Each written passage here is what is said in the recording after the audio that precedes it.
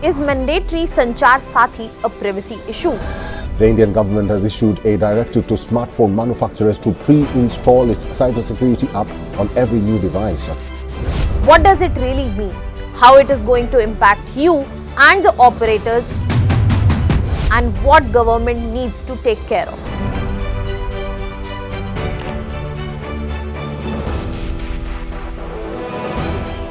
Every smartphone that is sold in India will now come with a pre-installed Sanchar Saathi app.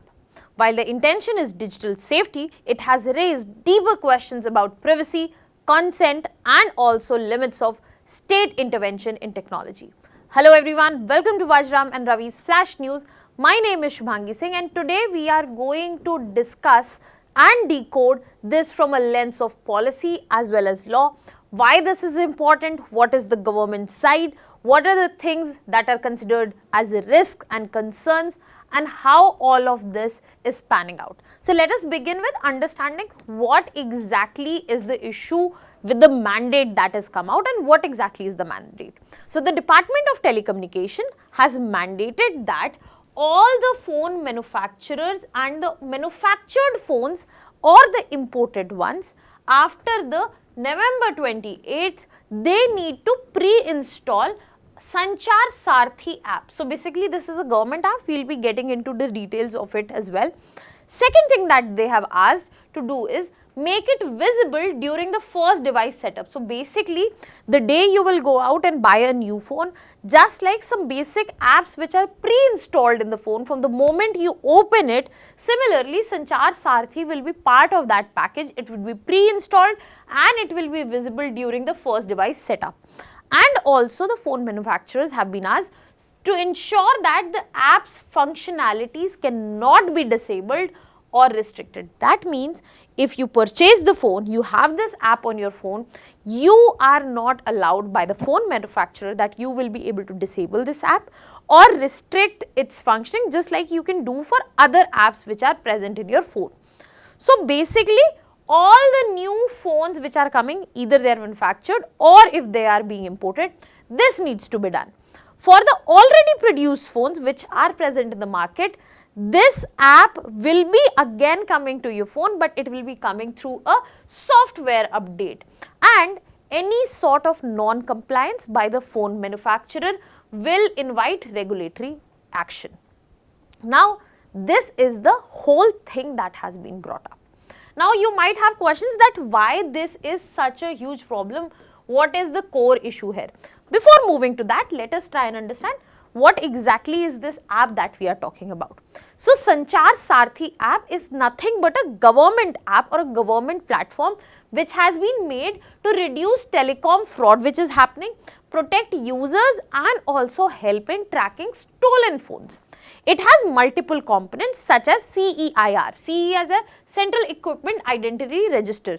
So it helps you to block the stolen phone or restrict the duplicate IMEI phones. It helps in recovery of the stolen devices. It also has a component that is Chakshu. Chakshu is basically eye.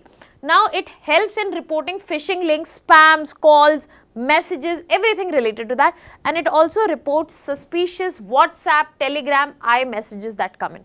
Another important component is know your mobile connections. So in this particular facility, you will be able to check all the SIM cards that has been issued in your name, because nowadays we get to see multiple phone numbers or SIM cards are being issued in the name of people's Aadhaar who are not aware of it. So you will be able to use your Aadhaar card and check if any SIM cards are issued in your name, and if you find something unauthorized, you can report them as well on this very app.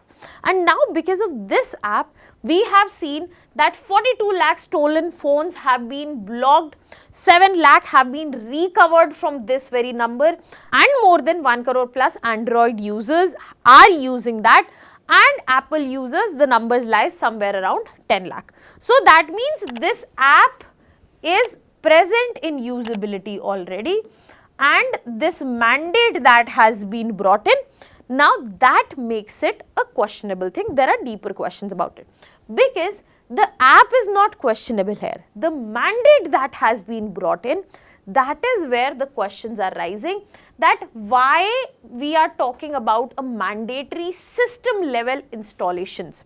There are multiple concerns such as that you do not have the choice to opt out. That means your consent is not present here. There are further unclear permission and data processing rules. That means what happens to the privacy? Not clear. No prior industry consultation has happened. That means stakeholders have not been involved. Furthermore, universal compulsion, even if there is requirement of service, and the biggest issue is coming from the rare global precedent. That means even in the countries which have best of the digital laws, there is no such mandated provision where there is pre-installation of such a government app. And that is why we have multiple questions related to device, freedom, transparency. We will be talking all about this, and then you tell me where do you think all of this stands. So first let us look into that what are the intended benefits, what are we trying to do through this app. The whole idea is to make sure that there is fraud prevention, so that there is quick reporting, be it of phishing, spam, helping of detection of cloned devices, tracking IEMI activities, all of this. Furthermore, better cyber security monitoring is another aim, so that if there is a coordinated fraud attempt, there can be proper early warning for that. Telecom data can be analyzed and network misuse can be prevented. Furthermore, the idea is also to make sure that lost and stolen devices are recovered or they are blocked, and also enhance user awareness, so that more Indians, as many more Indians are being exposed to cyber crimes, they also need to understand about cyber hygiene tools. So all of this clearly justifies the whole importance, but at the same time, when we are talking about risk and concerns, it questions the method. Why? Because the first problem that, as I highlighted, is the issue of user autonomy. You are the user, you are the one buying the phone. If there is a mandatory installation and you do not have an option to opt out or remove, that means it is a setting a policy precedent for future mandatory software. Any changes regarding at this digital level could be brought in any point of time. There is no privacy clarity. Users, even if as a user you are interested in buying or installing this app, or maybe you are okay with pre-installing this app, then you would need to have certain answers in terms of privacy clarity. For example, what data would be collected, what are the retention rules, where the future updates will be coming, and what expansion of functions of this app will take. If there is no clarity, then at what level your privacy might be compromised is not known. Furthermore, cyber security exposure. As a user, if you are having a pre-installed app, that means you are a part of a big system which will permanently exist in your phone, and that allows a surface for permanent system attack. That means a compromised Sanchar Saathi app exposes you and your device all at once. And it is also going to have an impact on the device performance. That means different brands have different user interfaces, they have their OS versions, and the compatibility risks will come along with it. So now I have put forth the both sides. What do you think that is going wrong or right here? Let me know in the comment section. Furthermore, I would like to bring to light also to the fact that there will be not a direct impact just on users, there will be impact on phone manufacturers as well. For example, if you are talking about phone manufacturers, in terms of technical impact, we can likely expect that they have to reconfigure their firmware builds which already exist. They would have to test the app across 1000 device variants that exist, and also they would have to push for updates on the devices that are already in the market. Furthermore, if you look at the effect at the operational level, you will also find that the manufacturers will have extra compliance burden, additional cost of testing, certification, logistics, and also potential delays that we get to see in the upcoming phone launches because of this. So we need to consider all the stakeholders. As a user, where your user autonomy is in question, your privacy clarity is in question, we also need to take in the industry stakeholders and understand what is the end that they are going to receive from this. Furthermore,